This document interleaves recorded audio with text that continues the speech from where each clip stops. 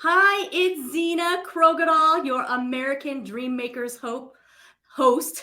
I am your, I guess, hope too, but your American Dream Makers host, and I am back in the studio, and I have a really phenomenal guest that I cannot wait to bring on, Aziz Azizullah Aziz, and he's got an amazing story.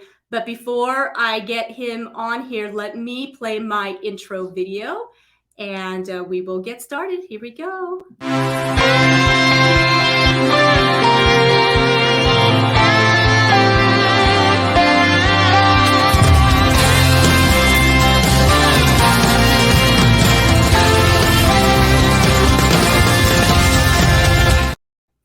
Hi, it's Zena Krogadal with American Dream Makers. Good morning. I believe that the American dream belongs to all of us, and not only can we achieve it, but we can go beyond. I have an phenomenal guest this morning, and it is Azizullah Aziz, and he is the inspiration behind this book here, Saving Aziz by Chad Robichaux. If you do not have a copy of this book, you need to get this copy.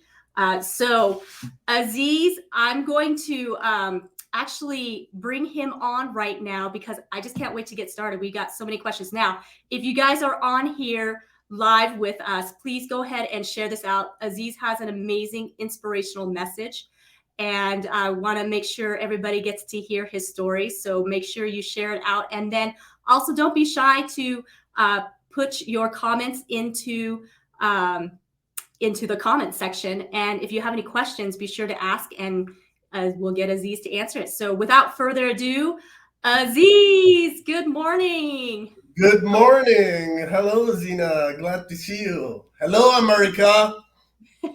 It's so good to see you this morning, Aziz. And how is the weather where you're at this morning? The weather is very good. It's cloudy, but it's a little warm and humid, which I like it. I like the humid weather. It's good for my skin because I got a dry skin. It's a very good, perfect weather for me.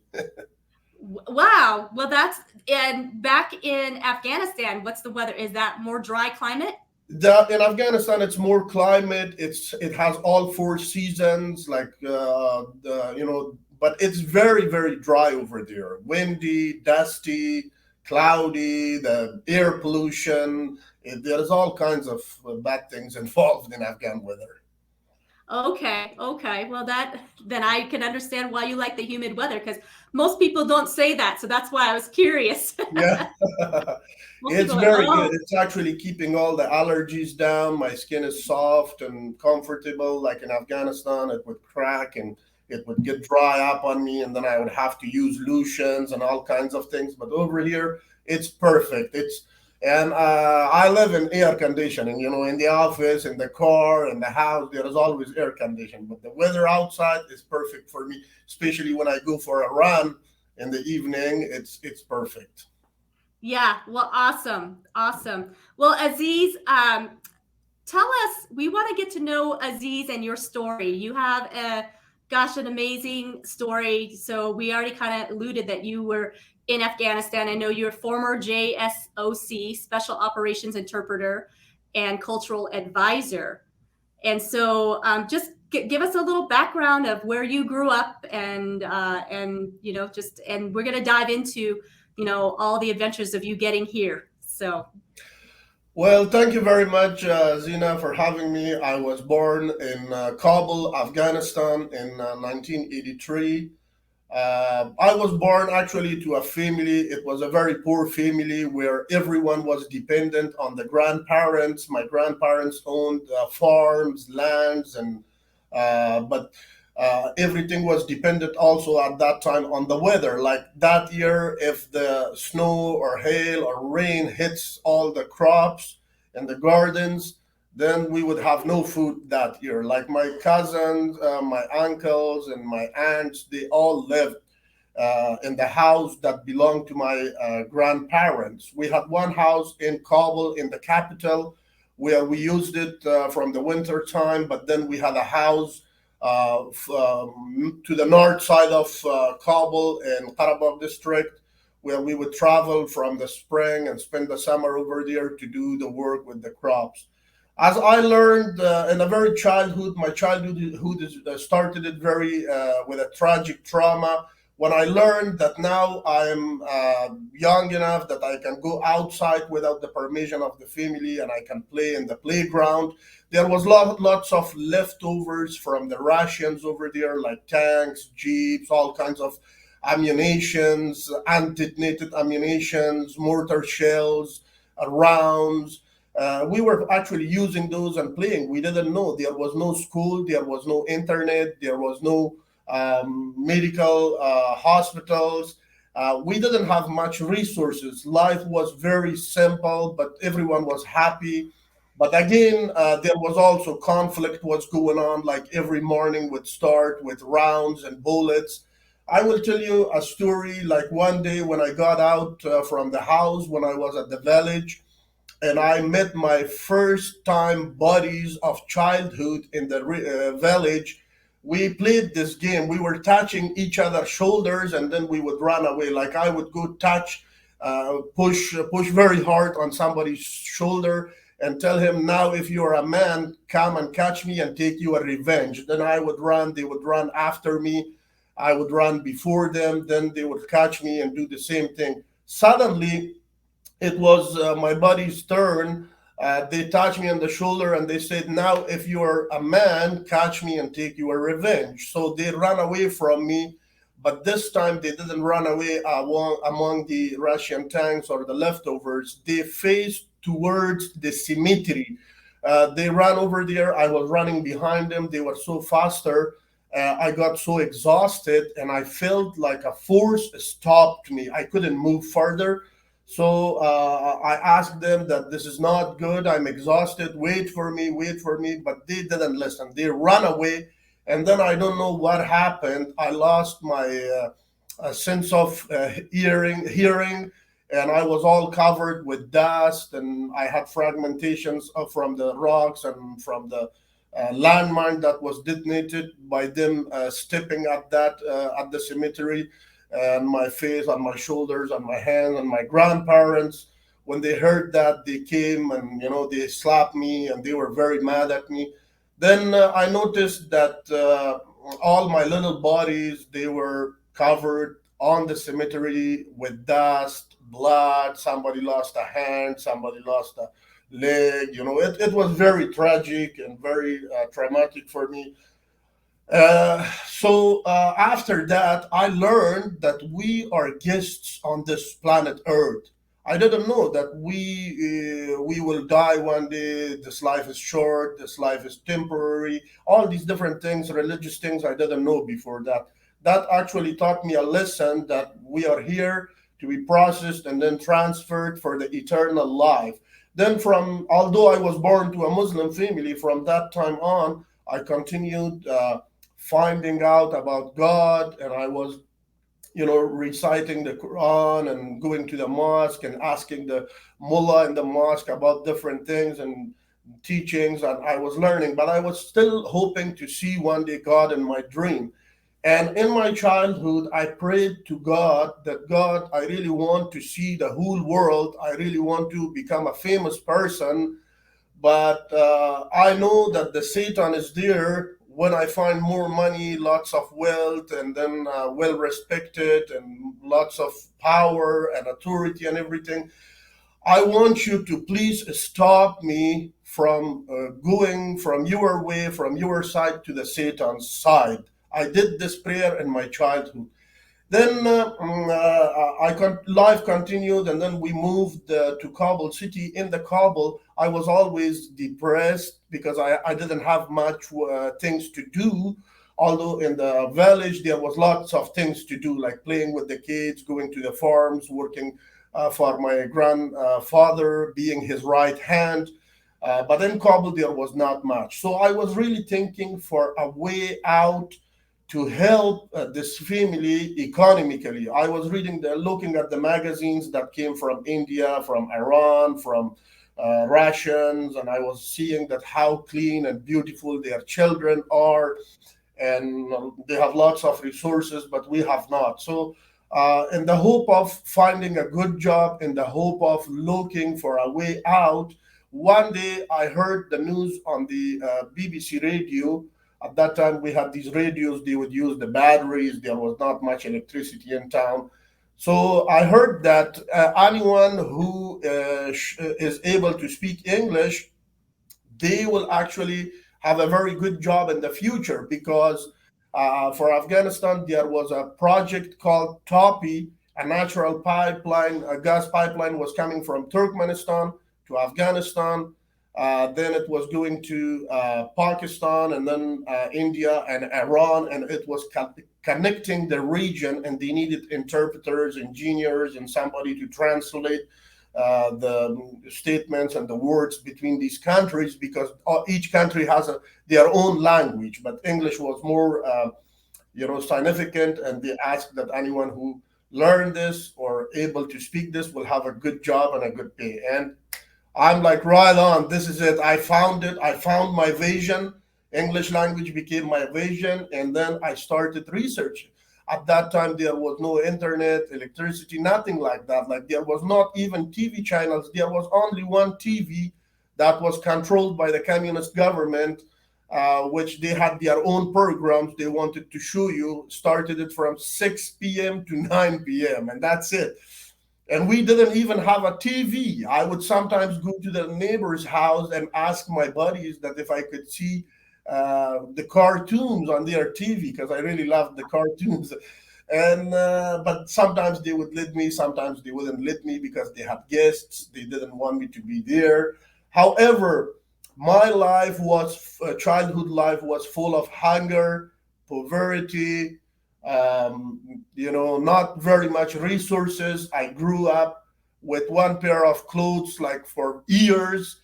And then I remember my clothes will tear apart, and then my mom would sew it for me, and then my shoes, the same thing. But still, we were happy, although there was all kinds of conflict. Every day, a rocket would come and hit in one street or another street and kill people and bloodshed.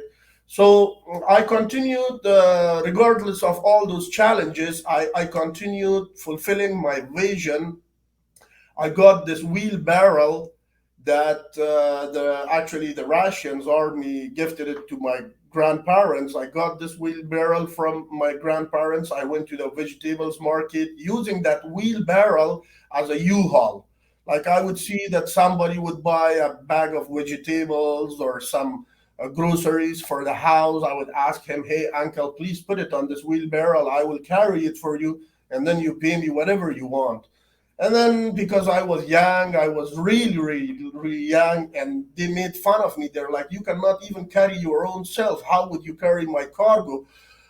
But I didn't listen to all those different challenges. Like there were other peoples, elder peoples, that they were doing the U-Haul job using the wheelbarrows. They also made fun of me. I didn't care about them.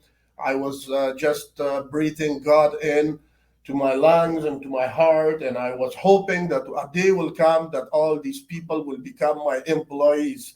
I was strong in the hope. I was strong in the vision. I was poor, but I had a vision, and I was praying for it, and I was working hard for it. So that led me to very much successes in my life, like making that money. I went to the libraries and bookstores. I found these English books that's called Teach Yourself English.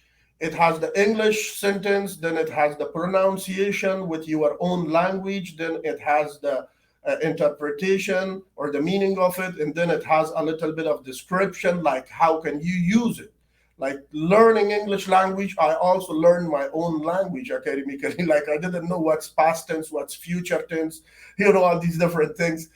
But then as I was practicing and memorizing, walking in the neighborhood, all these kids, they made fun of me. They're like, "Hey, he's crazy.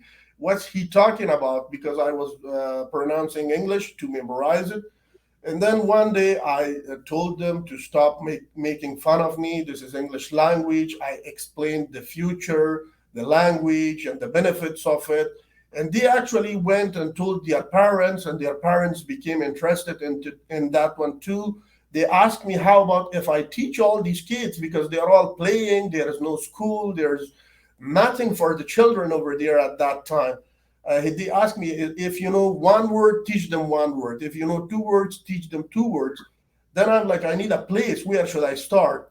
Using the same wheelbarrow, we brought a shovel and water. We dig the ground and put the water on it. We mashed the mud using the wooden box that was made to make bricks in my parents' grandparents' house. We made bricks, like 100 bricks, 180 bricks each day. We made that, and then after drying, we would put a layer of mud and a layer of bricks, a layer of mud. We made these long chairs, and finally, that's how my private course started. It for the first few months, it was free. Then later on, I started charging money because I became really famous, and they paid me a lot of money, and I made a lot of money at that time. And I ended up training about 800 students in Afghanistan, and Wow. most of those actually ended up working for the U.S. military in Afghanistan. Now they have American passports. I'm their teacher. I'm still waiting. One day hopefully I will receive mine too. But they are all Americans now. Wow. However, uh, then the Mujahideen era was, or the communist era was over. The Mujahideen era was over. Then the Taliban first black era came to emergence in Kabul, and they came one evening. They tried to take me to prison because of teaching the English language. They're like, this is an infidel language. You cannot teach this language. They were really, really radical. They are still radical, but they were very radical at that time. They would punish you just for hanging a picture on the wall. They would punish you for wearing this kind of clothes. They would punish you for not wearing a hat. I mean, there was all kinds of punishments, but English was the biggest one of them. And I was young and strong. I was around in my probably 17 or something back in the 1999. So I thought with myself, if I go with them to the jail, then I will have a very bad name. And I was young, I didn't have beard, and so I took the chance. I punched this guy on his nose and jumped from the second floor, ran to the neighbor's house. Long story short, I went, told my parents, and luckily that night there was a human trafficking guy. He already had like 39 guys, got connected with him, and he took me to Pakistan, from Pakistan to Iran, and then through the Gulf waters to Oman. We almost got drowned in the waters because the boat ran away of the fuel, and the compass was not working. It was a very old style compass. The boatman lost the way in storm, rain, all these different things that I never seen before in my life, because Afghanistan is a landlocked country. It doesn't have way to the ocean. That was the first time we made it to Oman, and then from Oman they used the trash trucks. They brought us to Dubai, and in Dubai we actually spent nights and days in the park, the public parks, because we had no money to rent a house, and plus we had no documents. So one day there was this tourist guy. He was eating a chicken wrap, and he ate the chicken wrap, and there was some leftovers. Because I was hungry, I went, got the leftovers from there, and this chicken wrap was actually wrapped up with the Gulf news. I opened it and I checked it. I thought with myself, let's see what's in there. And then I found out that there was a Christian family right across the terminal 2. They need a house buy. I'm like, this is a perfect job for me because there's all these 39 guys are depending on me, because I'm the only one who speak the language over there, because they speak over there English, Arabic, and Urdu. None of those guys spoke the language at that time. So I got a little money from my friends, bought this boot card, called this lady. She came, but then she wouldn't hire me because I didn't have documents. I explained the whole thing for her. She was a very strong Christian lady. Because of all the challenges and difficulties that we had, she said, okay, I will give you a job, but you're not talking to my neighbors, and you're not telling my husband that you have or have not documents. I said, okay. But she said, you're not staying in my house. I'm like, I don't care. I just need the job. I need a little money to buy some food for my friends and myself to survive because now we are on our own and there is no other source of income or anything. I started working with her using that money, feeding all these 39 people for almost a few months. I can't remember exactly how many months, but a few months. And then later on, same time, the other half part time, I would go to the Chinese market and buy some Rolex watches, glasses, binoculars, all these different souvenirs and bring them, put a little piece of cloth in front of the mosque in Dera Dubai or Bar Dubai and put these things on it. And then, the tourists would come and buy it from me, and I would still make money because I would buy it as a whole and then sell it as a retail. And I taught my other friends to do the same thing because nobody would give us a job because we have no documents. We have no employment authorizations. We have no social security card. We have no passport, no visa, nothing at all. And we are afraid if we tell someone that we don't have it, they will tell the police and we will get deported back to our country. But luckily, there was no flights. A couple of times they caught me, the municipality, and they grabbed me from the back of my shoulders with all my things, and they threw me in the back of the car, and they wanted to deport me, but the immigration office told them that how did these guys got here? There is no flight for Afghanistan. Afghanistan was under the international community's sanction. However, one day I noticed the 9/11 happened, and my parents called me. They told me, "Hey, Aziz, you learned that English for a reason." Because I loved my country, I loved my people, and I was really working hard to help my parents and help my nation. And we become a very, powerful nation like the other countries, like a stable nation. So taking that opportunity, I went to the police and explained the whole thing for them. They actually made out pass documents for me and to return me home, but then they wanted to hire me because I told them every piece of information how we got to their country without documents. They're like, hey man, we are looking for all these information for years. We are spending millions of dirhams to find out how people are coming illegally to our country. They didn't even know which countries are used, which people are involved, and how they are coming in. So I was really honest to them. I give them all the information. This is how we started it. This is how we ended. But because of that, they want to hire me. But then I thought they would use me against the poor people or all the poor people that comes from India, from Iran, from Pakistan, from Afghanistan, all those poor countries that the young people are immigrating over there. They wanted me to identify those and give them a list of them. I'm like, I'm not doing that job. They are not here to destroy your national security or anything like that. They are only here because they want to find a piece of bread for them and their families to eat. That's all they want to do. I'm like, if you really want to help them, give them a job, hire them, bring them in the system, interview them, biometrics, everything. But they didn't listen. So I told them, I'm going to Afghanistan first because my fiance is waiting. I was not married at that time. We were engaged, but not married. I said, I'm going to get married. Then you send me the visa. I will get my passport, send it to you, send me the visa, then I will come. They're like, okay. As soon as I arrived to Kabul, after meeting my family, I directly went to the Kabul Military Training Center, which the U.S. Third Special Forces were over there. They actually took over the Kabul Military Training Center because they wanted to recruit and train the Afghan National Army, the Afghan police, the NDS guys, all these different military branches, and they needed interpreters. So I saw that there is hundreds of people pushing each other, elbowing each other, waiting in the line, and just kind of trying to get inside the KMTC and take the test so they become interpreters.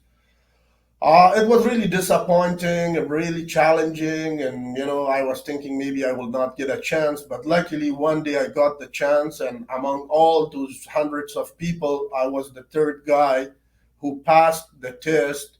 They announced my name on the loudspeaker, and they let me in, and that's how actually my relation with the United States military started it as an interpreter, both Pashto and Dari or Persian linguistic interpreter.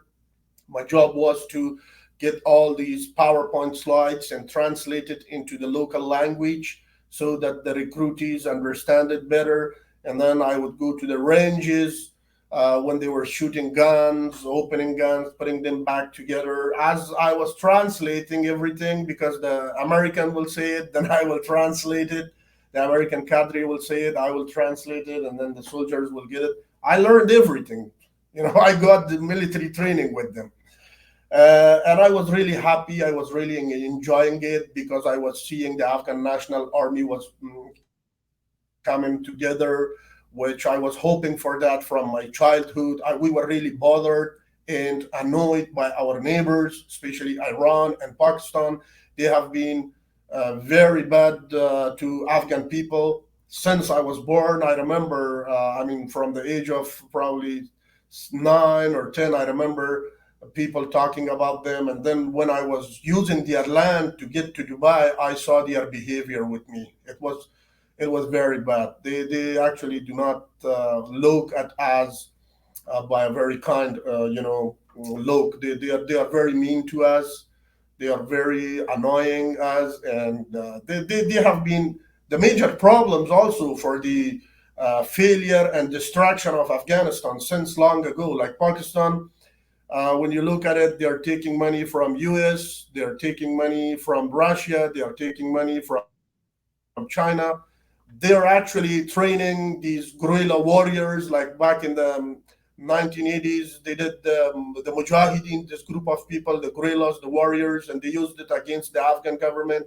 And now they did the Taliban in the 90s, did it, and again they did it. And after that, they have another project that's called ISK. Every day they dispatch them, they train them, they send them to Afghanistan, they blew themselves off in the mosques, in the wedding halls, in the public areas. They have been very bad enemies to us. Wow. However, because I was really honest, I was working from the deep of my heart, and I was believing in God. And this actually created a situation where all my American bosses, they loved me, and they promoted me to the U.S. Embassy. There was a project called the Anti-Terrorism Assistance. I became the chief interpreter and cultural advisor over there. After working 1 year in KMTC, 1 year in U.S. Embassy, then they shifted me to the JSOC Special Operation. That's actually above the army. That's a project, an operation that they're more. They have all kinds of resources. That was actually at that time working directly under the supervision of the White House to kind of arrest the bad guys and bring them to prison and then introduce them to the judicial systems in Afghanistan. And I was really enjoying my job, although I was working on the military side, on the cultural side, but I was seeing the country was growing economically, socially. Hundreds of schools were opened, universities were opened, girls found access to education. More than 100 TV channels were opened. Electricity was imported from Uzbekistan to Afghanistan. Jobs were created. I was seeing all the elders, the youngers, females, male. Everyone had a job. Everyone was happy, and everyone was working really hard. And we were growing and growing. The American University of Afghanistan was established and opened, which I'm also part of that.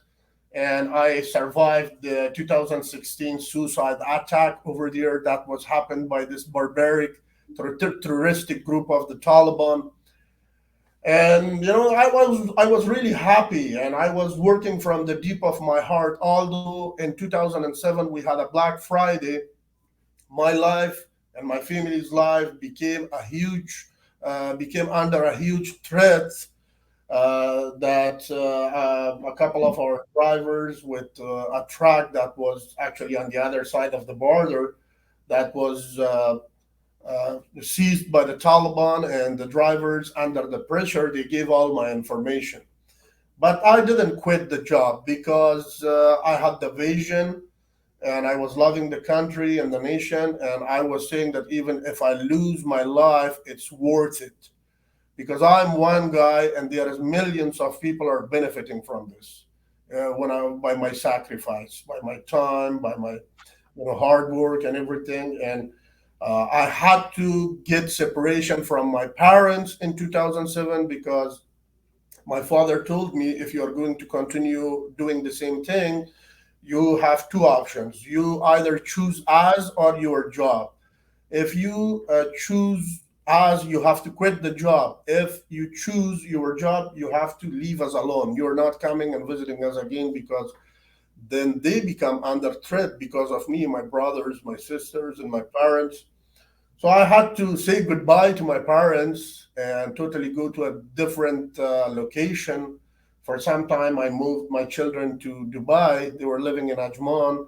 But then, since my wife couldn't speak the language, she was not able to drive. She's an Afghan woman, you know, pure Afghan woman. She didn't have all the skills and stuff like American women have. She was getting tired. She's like, Aziz, I'm sitting in this apartment building. What should I do? I'm getting bored. I'm coming back. So she one day came back, and then we left. And I continued doing this for 15 years. Proudly, I did it because I was seeing my country was getting built. All kinds of infrastructure was built. And then one day, actually, during this business, I became really well respected, really famous, and also I started drinking a lot of alcohol. To be honest with you, sometimes like during my free time. And then one day, uh, actually, I was really drunk with my friends, and somebody said that, oh, one day we are gonna die. There's God. There's questions, and you will go to the hell. You will do this and that. And I actually said that there is no God. I say that I was drunk. I'm like, this is all things that are made for us historically, and they pass it on, and there is no eternal life. There is no God. And after that, like a couple weeks after that, I was affected with a severe PTSD, that all that power that I had, all that strongness or the ability that I had, all the passion and desire that I had for the work, that was gone from me. My body was actually every day getting weaker and weaker, and I was dying from inside. And if I was getting paranoid, like I would carry my guns with me inside the house, like this fear and paranoia would come to my mind that somebody's waiting over here and he's gonna kill me. That spiritual faith that I had, the trust that I had, that actually was gone out of me, and I was feeling a very big hole. Doesn't matter how many alcohol I consumed, or how much good food I ate, or how much sometimes I was doing PT, but still there was no positive effect. I was totally, again, feeling myself weak, numb, really paranoid, and lost all my patience towards my family, towards my children. That actually made me very, very weak. And then one day, I even lost my job, uh, uh, because the project was shut down. The project that was there, that was shut down because I was weak, because I was in a very bad situation mentally, because of all the trauma and all the spirits of God that was out of my body. And they asked me, like, what do you want to do now? Do you want to go back to the U.S. Embassy? Do you want to go to United States? What do you want to do? Because I was totally dead from inside, because I was unbeliever, because I lost my faith. I couldn't make a decision. I couldn't tell them anything. I told them, okay, thank you, goodbye. If you're leaving, leave. The project is shut. What should I do? I had over 132 Afghans working under me in that project in Afghanistan, in Pakistan, and in Dubai. I was their boss. We were actually involved with many different businesses, which is very classified. I cannot, reveal it here because I will go to jail for it. I have given away all my my rights. We don't want that. Yeah. So, but honestly, I couldn't make a decision. And once you're done working for the United States military, if you use that opportunity, that time to get promoted or get changed to another location, you will do it. Once they are gone, they are gone. They don't care anymore. They blocked all their emails, all their phone numbers, everything. Like in 2004, when I joined the JSOC, I met over there. The first guy I met was Daniel Stinson, who is in Virginia. He was also part of this evacuation, and he's my brother. I love him. If he see this, I love you, Dano. And then after that, I met Chad Robichaux in that project, which we became very close friends and brothers, and we worked together for long ago. But because in 2007, I think it was end of 2006, yeah, start of 2007, Chad Robichaux actually was also actually affected with PTSD, and he lost the job. He was here. We were texting sometimes, but because I stayed in the project and he quit, we were not supposed to be talking to each other. But I was following him on the social media, and we were still loved each other. And I saw that. I remember that how Chad fixed himself. How now he's famous. He's back going to the MMA fightings. He's talking on social media. He's going to the churches. And suddenly I remembered that I have to go back to my faith. And I started it repenting and repenting. Besides that, I actually started a business of export import between Afghanistan and India. I had a business license, and exporting fresh fruits from Afghanistan to India through the air corridor. We could not send it by ground because in the middle there is Pakistan. As I said, mentioned, the longest ever enemy, they would stop all the fresh fruit tracks until all the fruit goes bad. They would not allow it, especially when you are sending it from Afghanistan to India. Now, there is another animosity of India and Pakistan that Afghans are paying for it. However, I was using the air corridor, sending the fresh fruits from Afghanistan to India. My agents were over there. They were receiving it and selling it and send the money back. I would buy it from the gardens and send it. But life was good, and I fixed myself. Everything came back together. I was using my time to walk in the mountains. I found me some good friends. I got separation from all those people with intoxication. And I stopped all the smoking, the drinking, and I started praying and surrounded myself socially with good people. Then one day, although everything was working very nice and good again, one day I noticed that President Biden announced the total and absolute withdrawal of the United States prisons from Afghanistan. I didn't take it serious, honestly, because I was really counting on the Afghan army, all those guns and ammunition, training they had.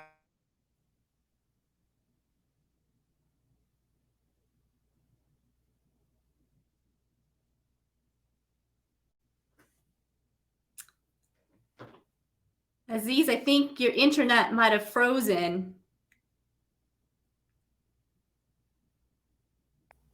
Are you still there? Yeah, there was actually a little bit. I'm not sure if it was on my side or your side. I think it was an internet error or problem. But now Okay, we're you're good. back. You're Yeah. back now. Yeah. So I was counting on the Afghan army. I didn't take it serious because I said maybe if the Americans leave, the army will be able to defend because everything was shifted since 2014. The American soldiers were not fighting in the battlefields most of the time. Only sometimes when they needed or to go in the battlefields, they would go. Otherwise, most of the time, everything was controlled by the drones and the Afghan local army, the front line. The American army role was more changed to advisory role. They would train them, advise them, and do the maintenance for them for the Air Force and help them with all the resources that they needed. So, but unfortunately, the country was actually handed over by the politicians to the bad guys, and the military was not allowed to fight. And since I was a target for the Haqqani network, they had all my information. They knew me, everything. Since 2007, they were behind me. They did actually a few kidnapping actions. They tried to kidnap me because they wanted to get information from me. But luckily, I was lucky enough, and my friends, my American friends, they intervened and they saved me. They couldn't kidnap me.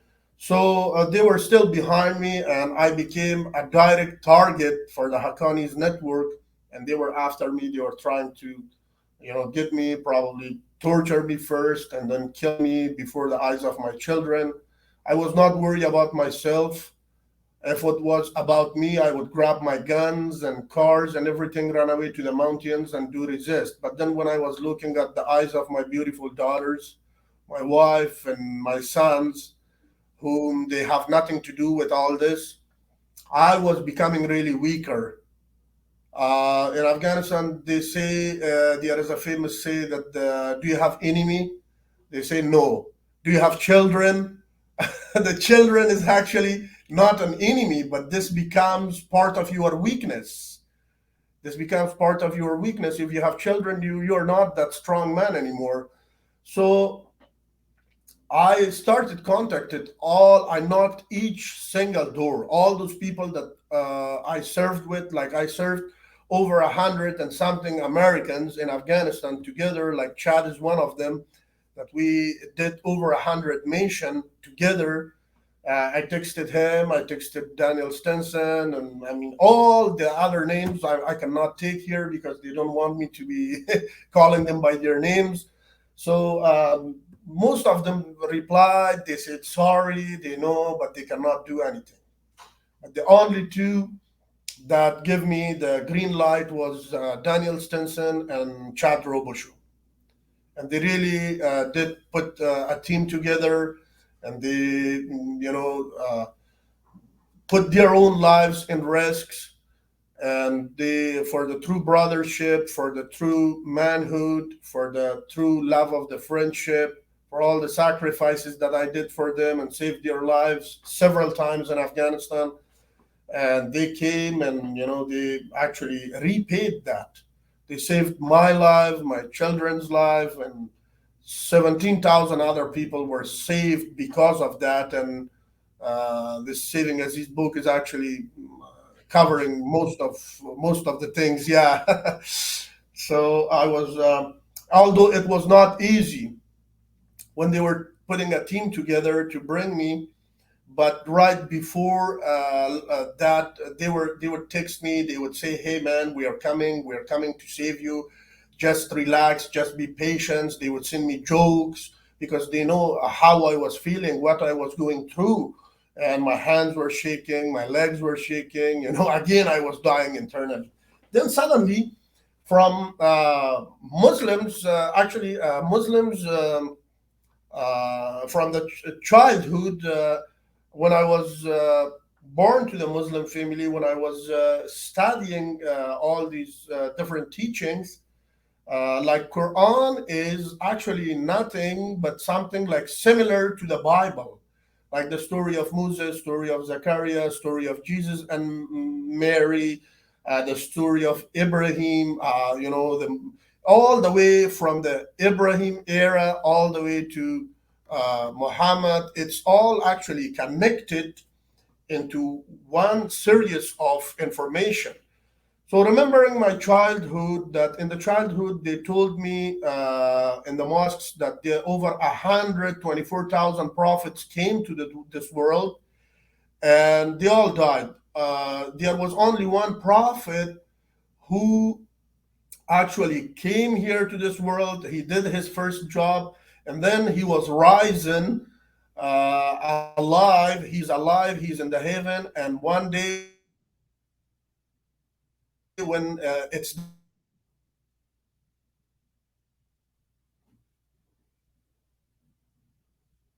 I lost you for a second. Yeah, I think it froze up but I think you're back now. So you are in the middle saying that you were taught that Yeah, Jesus, right? About that you heard Jesus was a prophet. yeah, yes. Actually, I was taught this lesson. I remember that from my childhood, that this prophet who was rising alive and he's coming back. And then I remembered all my, because I was so disappointed, I was so worried, I was nervous, and I was looking for a way to help myself and my children. And because I was back on track on the faith, and so I prayed in his name. And I remembered my American friends that they are following God through Jesus Christ, as they are all Christians. And one of the night, when I was really exhausted and I was feeling that this is the end of the world for me.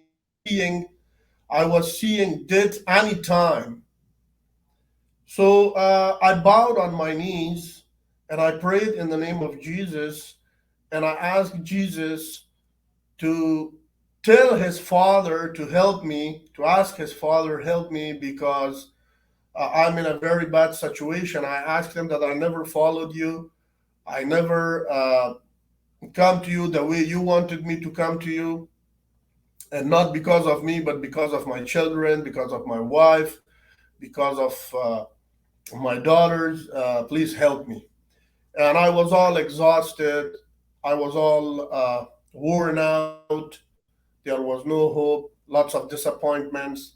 And right before that, actually, I went to the armory and I got all my guns out. I put it in different parts of the house. I was living in a concrete house. And I told my wife that you're using this checkpoint. I told my older son, you're using this, and the same thing with my older daughter. I showed them how to load the gun and how to shoot, because now the 33 provinces of Afghanistan was captured by the bad guys. Only Kabul was remaining. That was the last province. Because of the Doha Agreement, they didn't enter the same day to the Kabul. So that actually gave me a little chance to escape. And since I was tired, I went after the praying in the name of Jesus and asking him to ask his father for helping me. I felt asleep. And still, I was not believing that Chad or Dan or this whole team will be able to come and save me, because since 2007, they are trying to save me, but they were not bring me to United States, but they were not able to bring me because of the classified version of the documents and everything, the process with the USCIS. And it was really disappointing moment for me. So I fell asleep, and after a couple of hours, probably, I'm not sure after how many hours, but I'm guessing, I saw a dream that the whole sky of Afghanistan becomes dark, black, and then cloudy and rainy and noisy. Soldiers are running around. The soldiers are shooting, the kids are crying, families are running around. There is bloodshed everywhere. I mean, it's a mess. It was like as if it is World War One or two. Smoke, explosions, mortar shells, rounds. It is a very bad situation of war. And then I noticed myself that I was drowning in the water already up to here. All this rain that was coming from the sky, It filled the whole land. I was drowned in the water up to my neck. And then there was only like a very small portion of the land that was dry, that my family was standing on it. And I saw that my daughters and my wife, they are crying, and they're, trying to catch me. It was a very like a slow motion.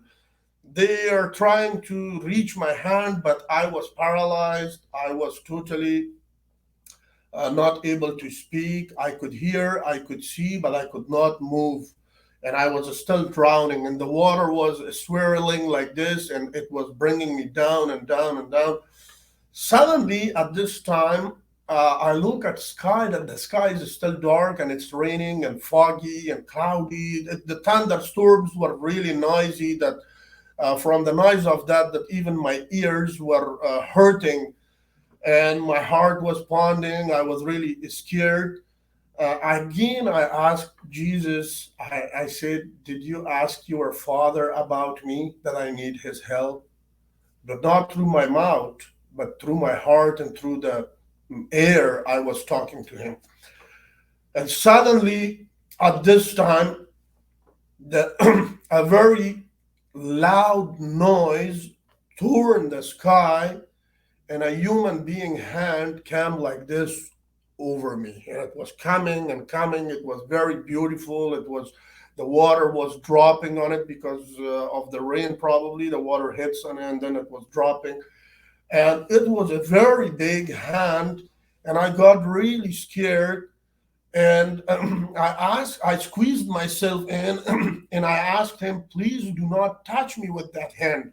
I thought he's going to touch me with that hand, and I thought myself that if he touches me, he will probably smash me, or I will die or something, because I was really scared, something like that. I mean, put yourself in that situation. It's really scary. So I asked him in my heart to please help me in other ways. Suddenly, at this time, to my left side, there's a black wall made of the black bricks. A big ship comes and hits the wall, turns the wall, like right behind the ship. There's Daniel Stinson, my brother, as I mentioned before, with chains and tattoos and a cowboy hat. And he's like, hallelujah, this very rough Texan sound. He told me, asked me, Aziz, my brother, please hang on tough. We're coming to save you. I'm like, please hurry up. I cannot talk, but I'm feeling this. And then I noticed that in the middle of the boat, Chad is there with pulling the rope, but trying to keep the balance of the ship in the balance. He's sailing, and he's really mad, and he's trying to help the boat. And there was a couple of other guys also. So and while Chad is pulling the rope, and he tells me, hang on, man, tough. I know you can handle it. I know you. I'm like, you don't know how weak I am, how distracted I am. I lost all that power from my body. That one time you saw me, I'm talking to myself in the heart, but not able to speak. However, they come closer and they pull me to the ship, and they tap me on the shoulder and talking to me. You okay, man? I'm coughing and coughing. I'm not able to talk.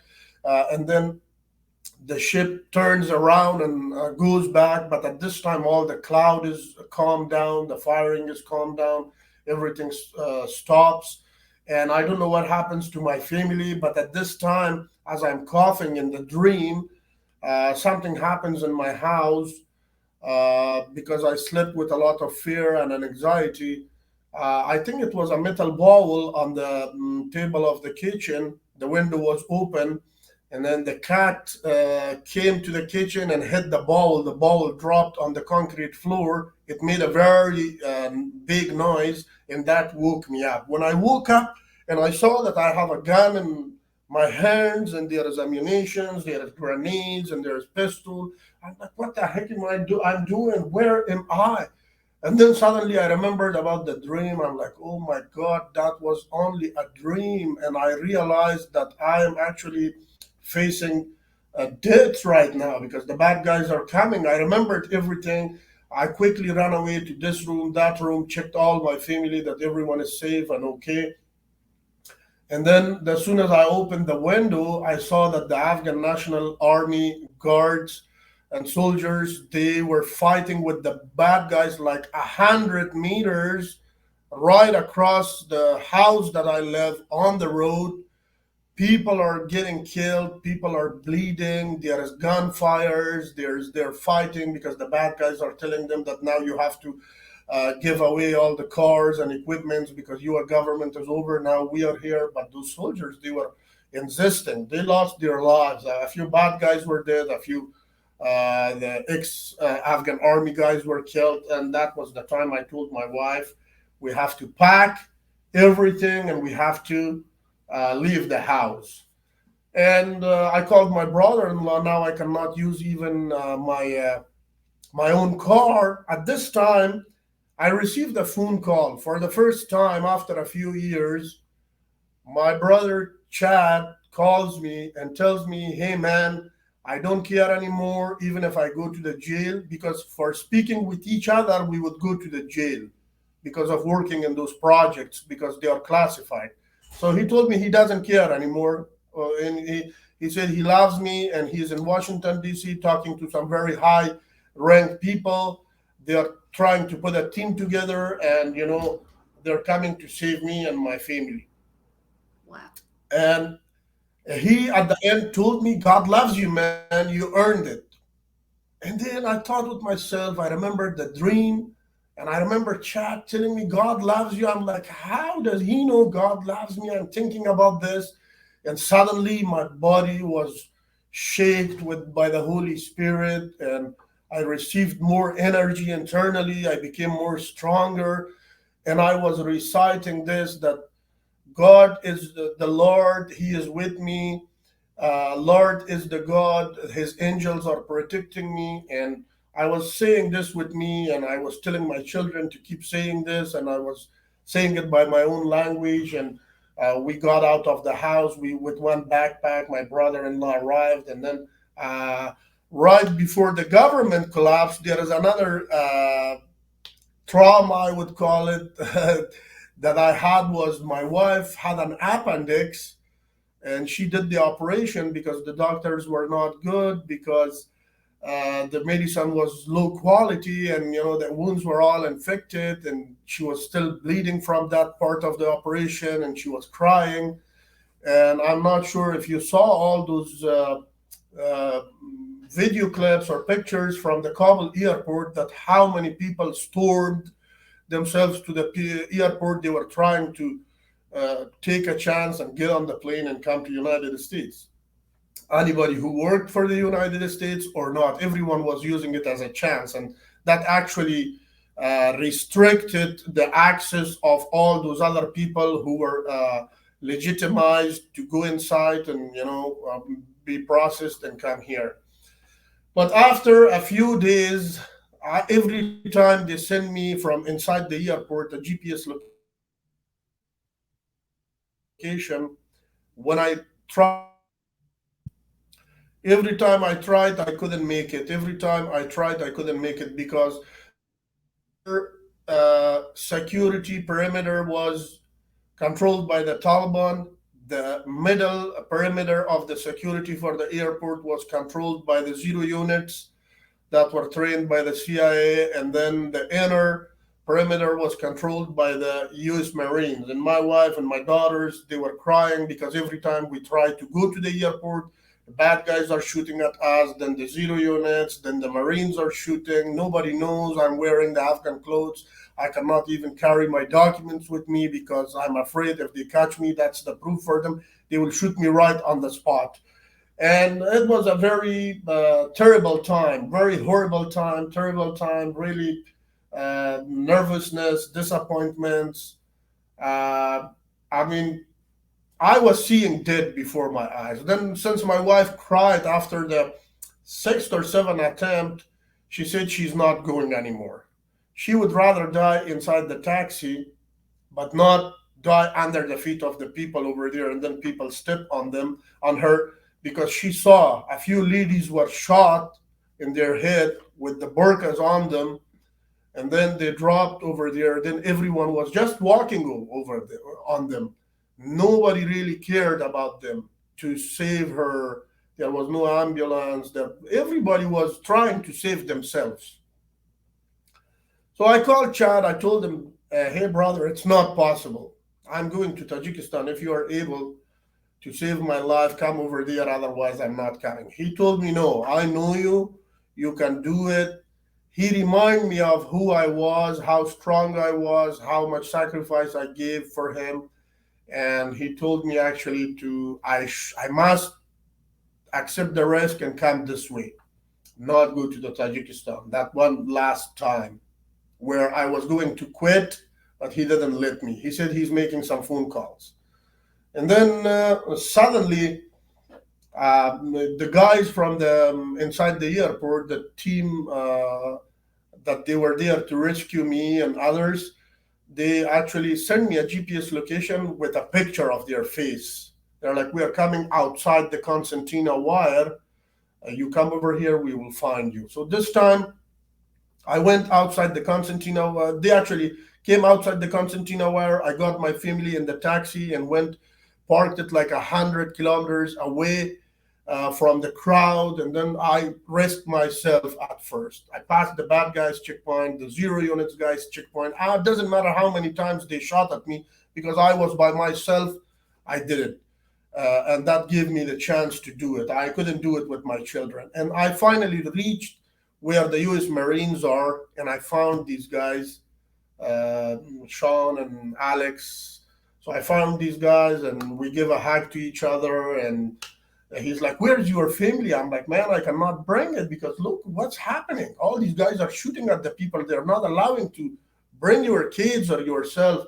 He's like, "What should I do for you? How can I help you?" I'm like, "Please give me these zero unit guys, a few of them with their guns and everything.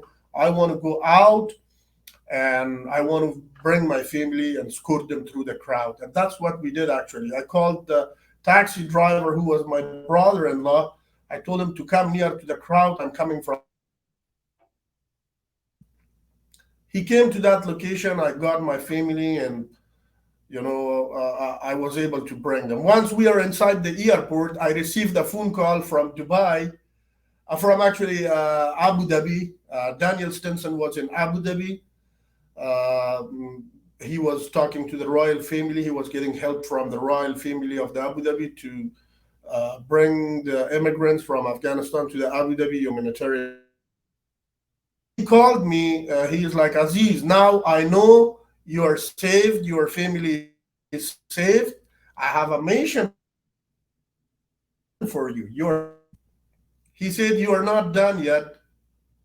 Oh my gosh. You still there? Yes, I'm still here, but I cannot see you. Oh, am I frozen? Yeah. However, I will continue talking. Let me know if you cannot hear me for some reason, okay? We can hear you. You can keep going. Okay. Okay. He told me that I had to go outside. I'm on the north side of the airport. There was this Afghan girl whose family lived in Virginia. She was studying business or economics or something at the American University of Afghanistan. She was by herself, a very young teenager girl. She was there for behind the airport for a few days. She was injured badly. She was thirsty. There was no one to help. So someone asked Dan for help, and he told me that I have to go out on the other side of the airport and find this girl and bring her with me as my daughter. And that's what exactly I did. When I was going outside the airport, my wife cried. She said, where are you going now?" I'm like, "I'm talking to my American friends. You just stay here, continue the line to the CBP." There was thousands of people were waiting in the line to walk to the CBP building for fingerprints and interview and all that before they even get on the plane, because they were making sure to bring the right people. However, I risked myself again using the taxi, went like 7 to 9 kilometers on the other side of the airport. with love this girl. I brought her again, got shot at several times, accepted the risk and finally saved her. Now she doesn't even give me a call. However, finally, we were brought to the Abu Dhabi humanitarian city. That's another big, long story, thousands of people. I was put in the position where I became the special envoy for the Afghan immigrants between the US Embassy, the Afghan Embassy, the UAE Red Crescent Society, and their, of course, their CIDs. And these Afghan people, they were really impatient. They were not trusting the process because the US consulate, they had different categories. First, they wanted to take this category, then that category, and then that category.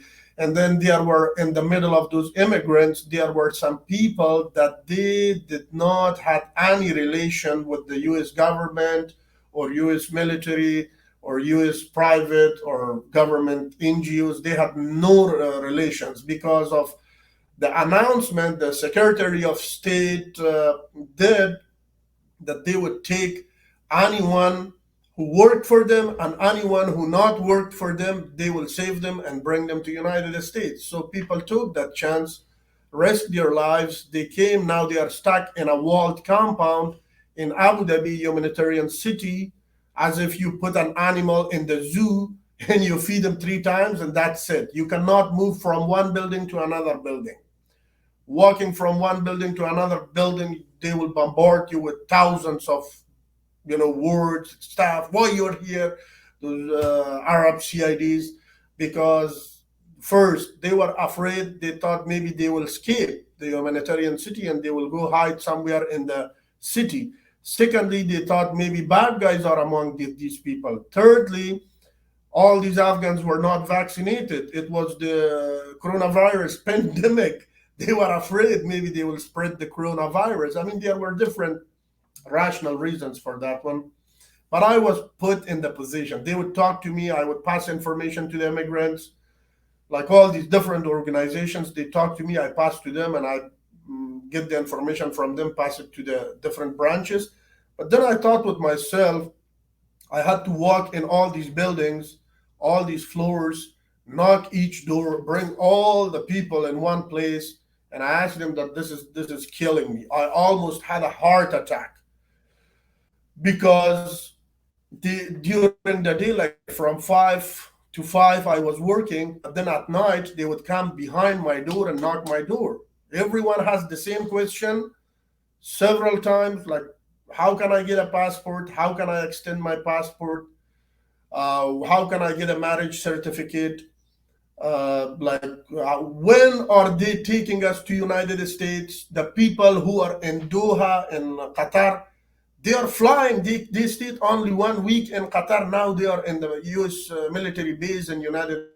We are still stuck over here. They were just bombarding me with these questions, and I almost got a heart attack because of that. But then I had to make on each floor, I created a communication channel using the WhatsApp app. On each floor there was one building, there was one leader. Then on each cluster there's one leader. Like the floor leader will report to the building leader, the building leader will report to the cluster leader, then the cluster leader will report to me. That actually downsized the communication channel and took the pressure of the load from me, because there was two humanitarian cities and over 15,000 immigrants, and with lots of questions, lots of tension, depression, because everybody lost their house. Somebody's wife is stuck on the other side. Somebody's here. Her daughter made it to Qatar or to Germany, but he is here. There was all frustrations. Sometimes I remember that how I got out of that, And Yeah. finally, after spending 9 months in limbo in Abu Dhabi humanitarian city, finally we made it to United States. Wow. What an adventure of a life, Aziz. And I can't believe we're already past the hour. That went by fast. But what an incredible background. Do you have just a few more minutes? Or do you need it? Or do you need to take Yeah, off? sure, sure. Okay. I just have a couple of questions. No, I'm good. I'm good till another hour. uh, so I have a couple of questions. So, one, you started speaking English at what age was that? Oh, actually, I forgot to tell you that I was around 9 years old that I Okay. taught myself to speak English.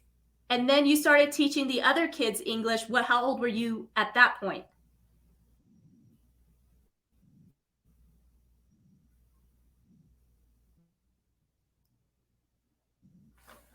I Are you can't still there? hear you. You're breaking on me. I'm breaking up on you. Can you hear me now? Oh, they were all my age. Oh, All those students that I trained to learn English, they were all my age at that okay. time. We were Okay. pretty much the same age. Okay. So then also then the other thing I was curious. So you had a relationship with God as a Muslim.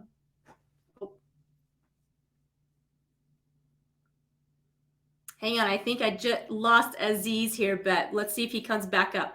What an interesting story, uh, you guys.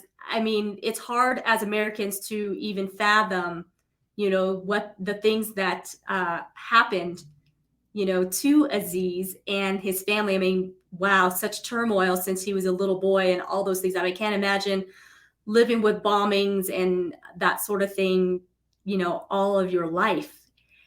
And so I find it very fascinating, to listen to him and his story. Let me see if I can, if he's going to be able to jump back in.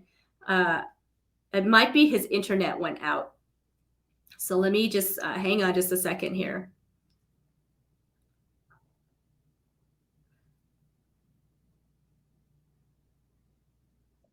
Oh, here he is. Hi. I'm sorry, something happened. I lost you. Yeah, I'm not sure what happened either, but glad you are back. So what I was saying was you had a relationship as a Muslim with God, and so you were praying to God. But then when you were in your time of desperation, I found it interesting that you actually cried out to Jesus for your Yeah. prayer. So Yeah, what was the switch on that? well, Muslims, they believe on Jesus. Muslims believe on from Ibrahim all the way to Muhammad, like all these 124,000 prophets, the book of Torah, the book of Zams, the book of Bible, the Holy Book, and the book of Quran. I'm actually my future vision is that I'm gonna write, compare and contrast, reasoning, analytical book about the Bible and the Quran. These politicians have created a huge space among all these religions, using the name of the religion to reach their goals. They have done a very bad job. But when you look at it, like the Quran itself is derived from the Bible. If you don't look on the top part of it, like from the God, like if you look at it from the historical point of view, everything is exactly the same thing as the Bible says. So, like living a Christian life or a Muslim life, for Muslims, it is the same thing because at the end of the day, there is one God and it's only Him, and there is no other God but Him. So it is not that difficult for them culturally or religiously, it because they are already studying it, and the Muslims, they believe, they have faith that Jesus is coming back. It's in their book, and everything is similar to the Bible. So the only difference is that when they do the prayer is different. Like it's uh, historically, when you look at it, It was one was revealed in one time, another was revealed in other time. So it is actually really, really interesting. And on the Bible, when I start studying it, and as I'm studying it, it's more comprehensive and it's more clear, and it's actually pretty much the same thing as I was doing, anyways. I find that interesting. So that's great to hear, in that probably even evangelizing Muslims to understand who Jesus is isn't so distant as what you're saying. It's not that distant of a thought.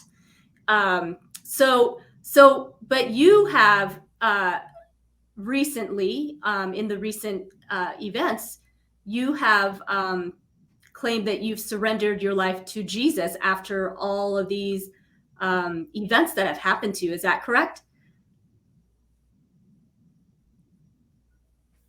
Yeah, actually, when I came here to United States, I was really broken. I was really torn up because of all the trauma going in my life, and I was not even able to do a job. I was that much broken. And then Chad recommended me to go to the one of the main legacy program. He told me that he know me, that I can do it. I told him no, I cannot do it. It's I'm really worn out. I'm not even able to drive a car. I was that broken from inside. Can you hear me? Yes, I can hear you. Internet is really bad, I think.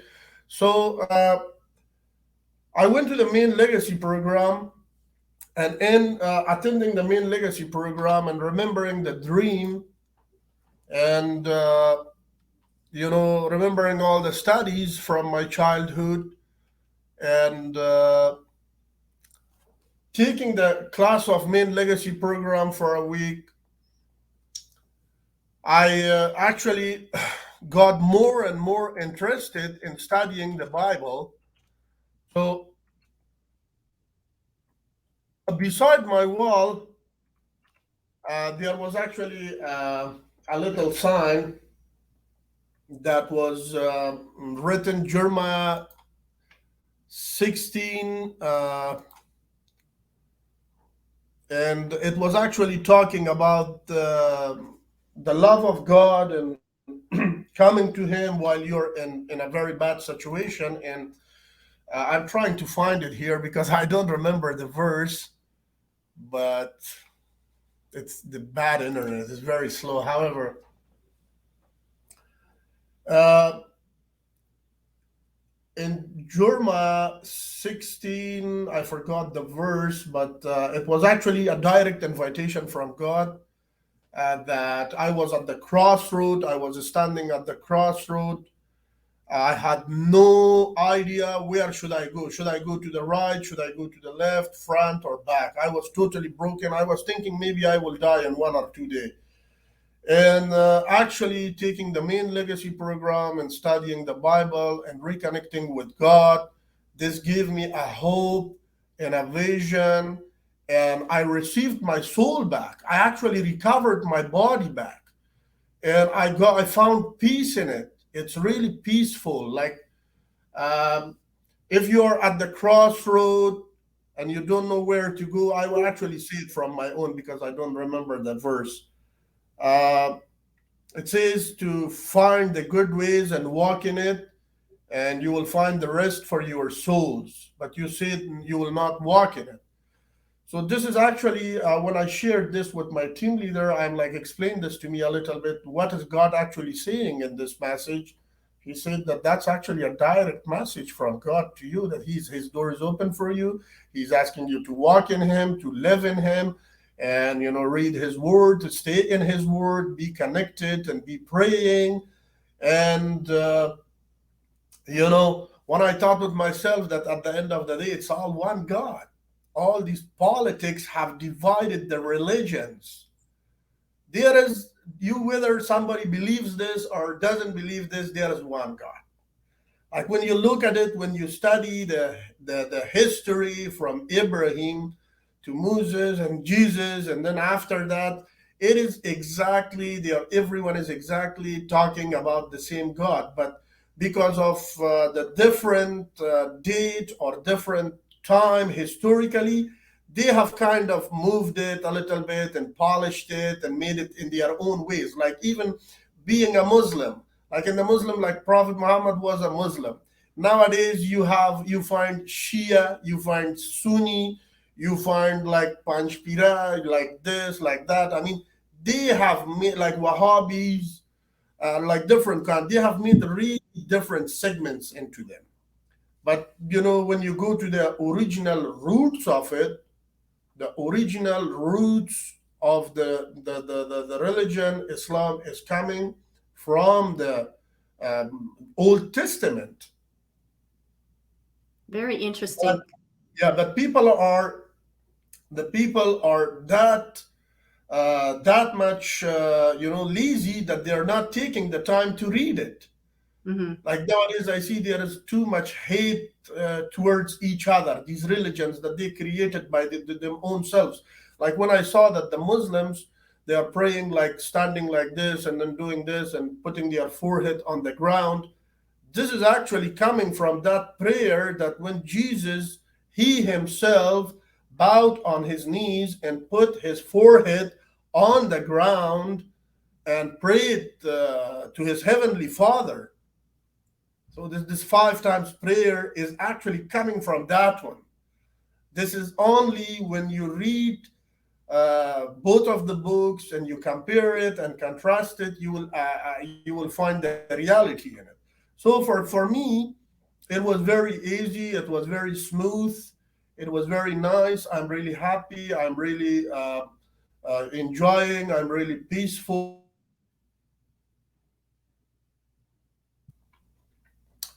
And this has actually equipped my soul with all those different requirements to be back on track. Like I have been talking to you almost for 1 hour or something. Like I was not even able to talk this much before this. I was Wow. totally, totally dying. I was just a piece of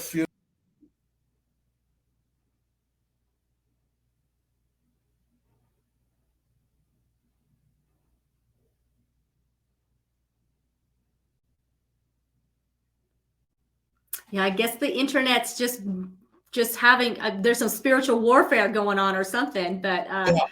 the internet is definitely The internet. I think it's the Satan. Satan is not yeah, allowing us to. yeah, Yeah. yeah, because it's powerful. Because your testimony is powerful. What God did in your life is extremely powerful.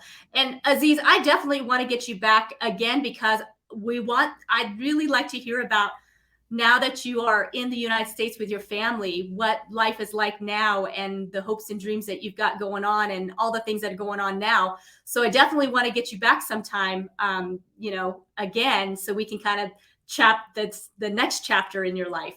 So, Aziz, if people want to get a hold of you, they can email you at aziz@mightyoaksprograms.org. I think you might be frozen, but I'm going to go ahead and continue. You might still be able to hear me. The other thing, too, everyone, if you want to follow Aziz on Instagram, it's at Azizullah Aziz.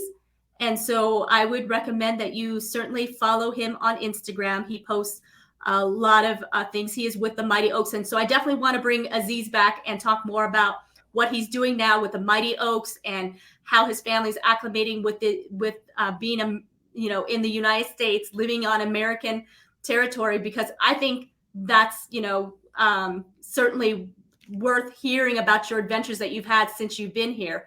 So, and then of course, if you haven't gotten this book, you guys need to go out and get this book. They're making this into a movie. Is that correct, Aziz? I believe that's what you and Chad were telling me. So I think we'll just go ahead and end it since the internet is not cooperating. But I'm going to go ahead and play my outro video. Again, it's Aziz at mightyoaksprograms.org if you would like to get a hold of Aziz. And so I am going to get on here and just thank you so much, you guys, for joining us today. And if you're listening this on the replay, please go ahead and share this out. Amazing, amazing story that Aziz has given us. And hopefully we can get him back again so that we can talk about, what his life has been like since he's been in the United States. Amazing. I mean, God, it's just amazing. So here we go.